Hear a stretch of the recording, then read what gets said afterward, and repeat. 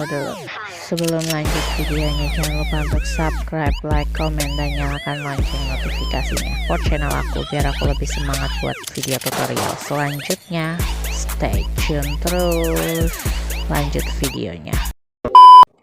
Halo, assalamualaikum warahmatullahi wabarakatuh. Welcome back to my YouTube channel. Di video kali ini lanjutan dari part 1 kemarin ya.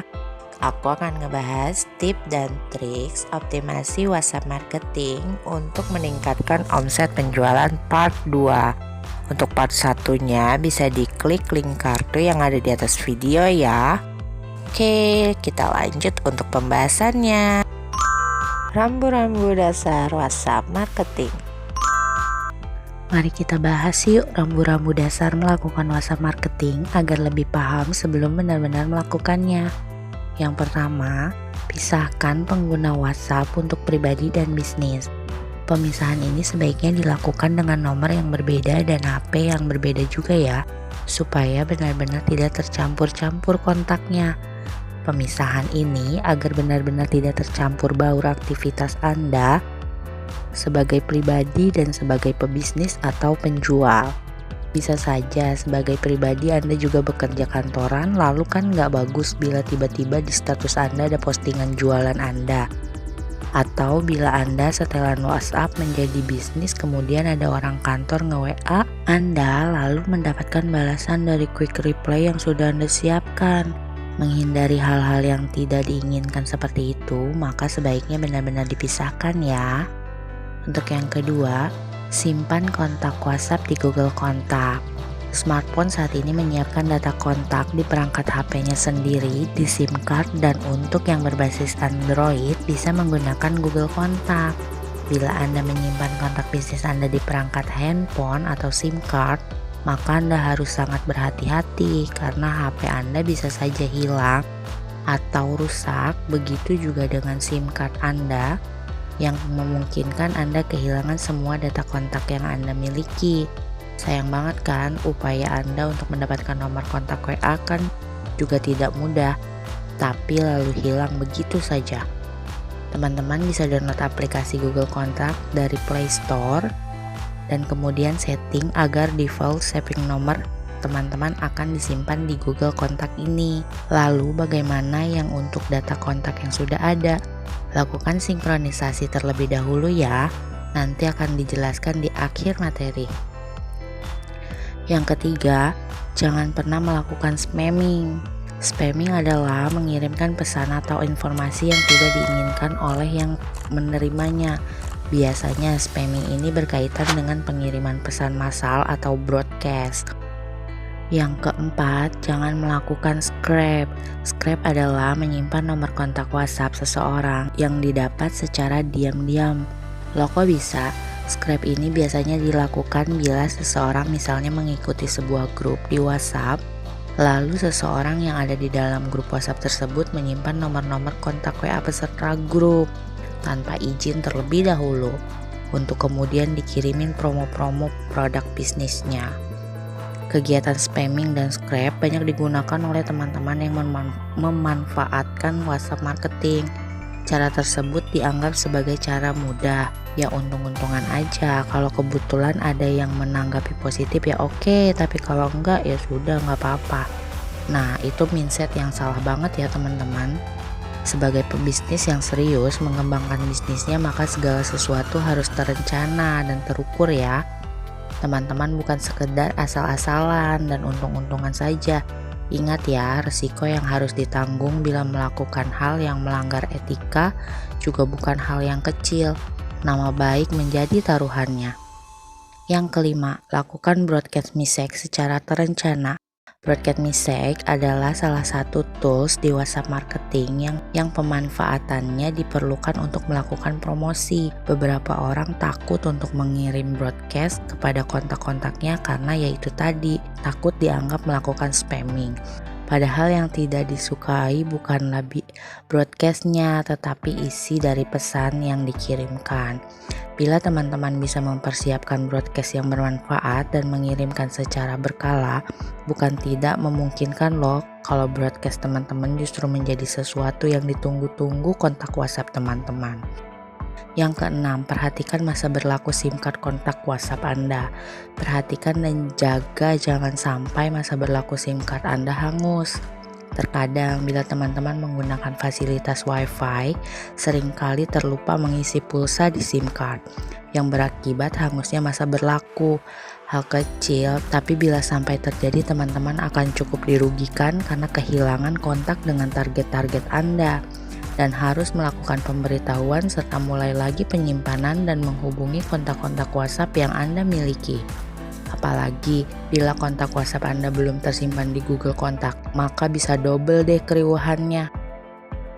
Yang ketujuh, sinergi dengan media online lainnya.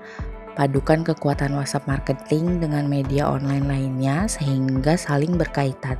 Contohnya, misal Anda melakukan penawaran melalui Facebook atau Instagram, di mana nanti ngeklaim bonusnya via WhatsApp. Atau sebaliknya, teman-teman bisa membuat katalog di WhatsApp dengan mencantumkan link ke postingan di FB atau Instagram.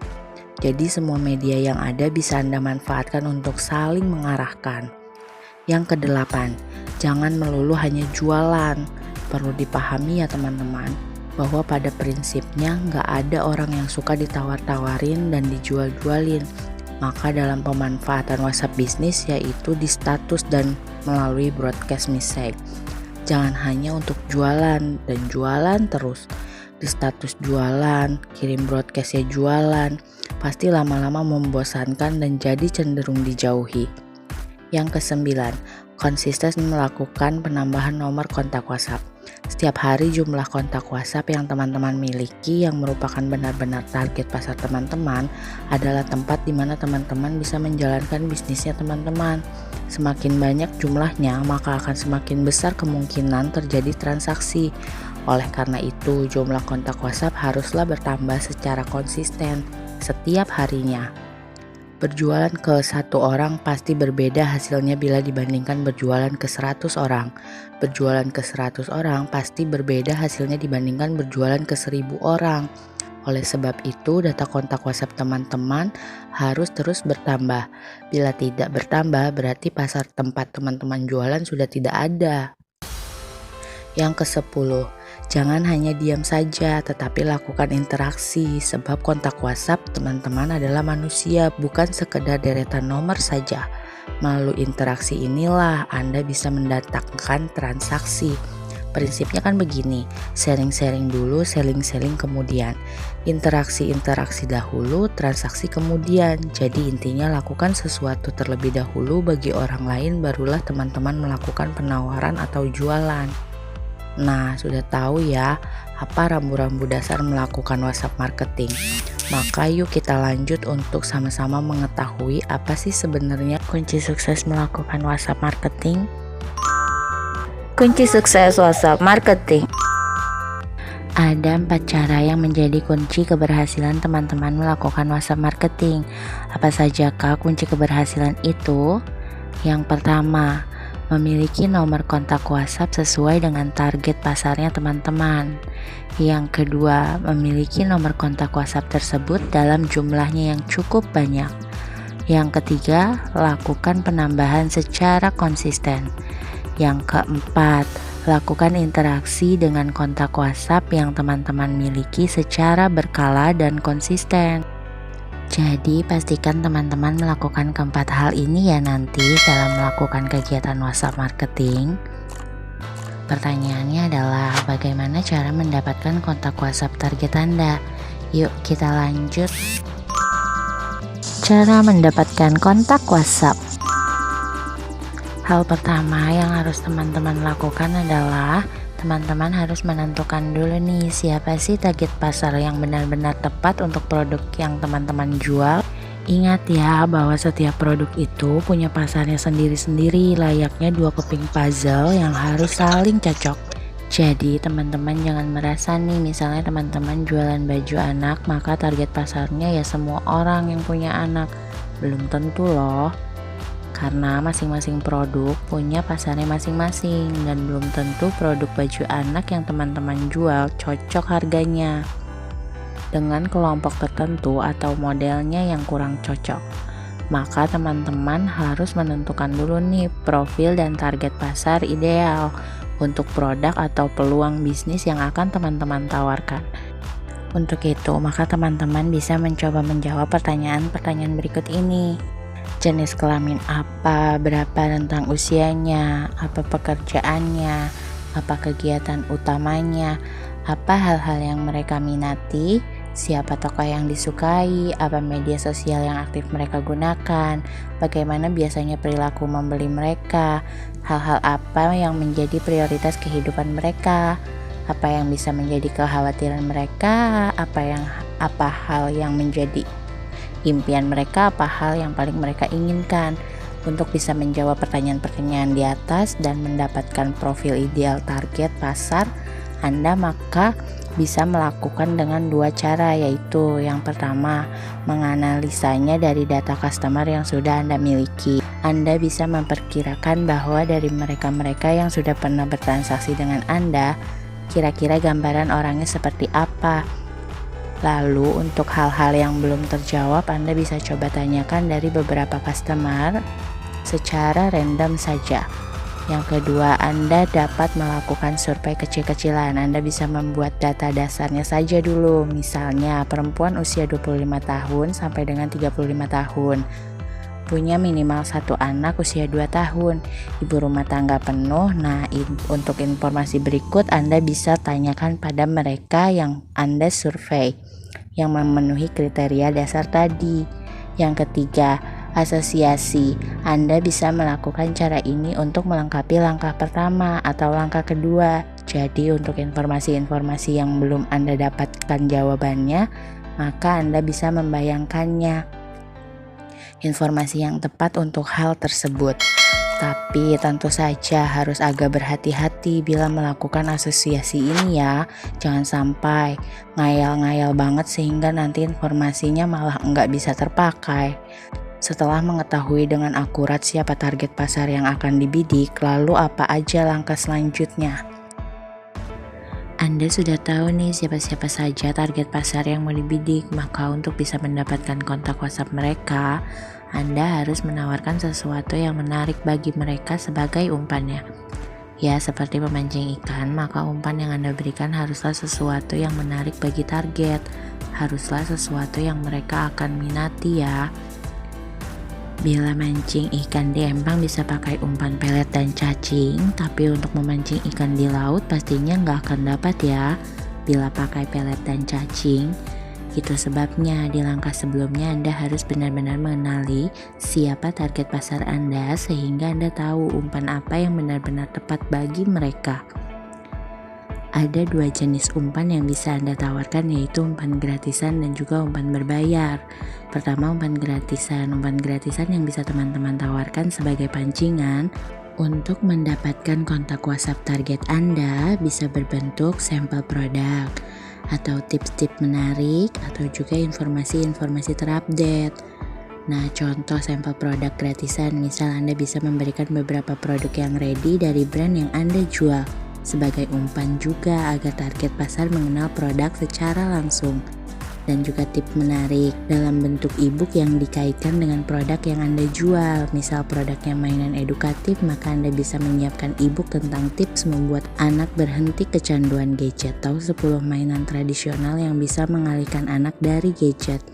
Untuk informasi-informasi terupdate dalam bentuk member group, jadi Anda bisa membuat misal grup parenting di mana Anda secara rutin membagikan informasi seputar parenting. Ini tepat dilakukan bila target pasar Anda adalah para ibu-ibu muda. Yang kedua, umpan berbayar. Umpan berbayar ini bisa teman-teman lakukan misal dengan memberikan diskon tertentu atau penawaran tertentu bagi yang melakukan transaksi melalui link WhatsApp Anda.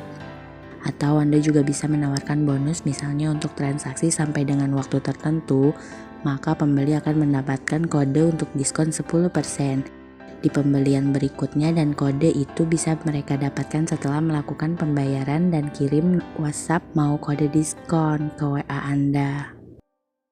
Bisa dipahami ya, langkah selanjutnya tentu saja menyebarkan umpan yang sudah dibuat tersebut. Umpan bisa teman-teman sebarkan melalui sosial media teman-teman sendiri secara gratisan. Jadi teman-teman bisa bikin status misalnya mau giveaway sekian produk baju anak brand XYZ, yang mau ikutan kirim data ke WA, nanti diundi 10 pemenang.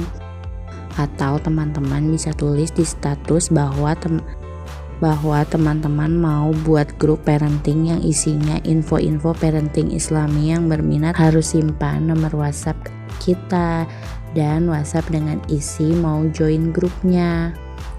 Atau teman-teman bisa menggunakan iklan berbayar untuk menjangkau pasar yang lebih besar dengan menginformasikan apapun bentuk umpan yang sudah teman-teman persiapkan.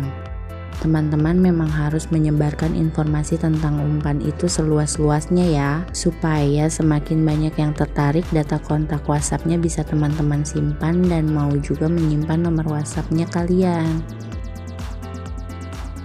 Maka untuk bisa mendapatkan kontak WhatsApp target Anda tanpa melakukan scrap, yang harus teman-teman lakukan adalah tentukan dahulu profil dari target pasarnya yang seperti apa. Lalu buat umpan untuk menarik target pasar, mau memberikan kontak WhatsApp-nya kepada Anda dan mau menyimpan kontak WA Anda. Yang ketiga, sebarkan informasi tentang adanya umpan tersebut agar target pasar tahu dan bisa dipahami ya. Langkah keempat yang harus teman-teman lakukan adalah secara konsisten melakukan pengulangan dari langkah 1, 2, dan 3 di atas secara terus-menerus dan berulang-ulang. Hanya saja tentunya dengan mengganti dan memvariasikan umpan yang dipakai. Iya kan, namanya juga manusia, pasti ada bosannya. Bila umpannya ebook yang sama terus-menerus, maka orang tidak akan tertarik lagi. Maka teman-teman bisa menyiapkan beberapa ebook untuk divariasikan. Atau bila teman-teman punya tim, maka bisa membuatkan video-video yang menarik. Misal video cara mencuci baju anak agar sablon tidak rusak. Maka langkah 1, 2, dan 3 di atas harus menjadi rutinitas Anda dalam melakukan WhatsApp marketing ya. Nah, untuk saat ini videonya sampai sini dulu ya. Kita lanjut besok, kita akan bahas topik-topik lanjutan yang lebih menarik lagi. Jangan lupa untuk subscribe, like, dan nyalakan lonceng notifikasinya agar aku lebih semangat lagi buat video-video tentang tips mengenai jualan online. Thank you for watching. Wassalamualaikum warahmatullahi wabarakatuh. Bye-bye.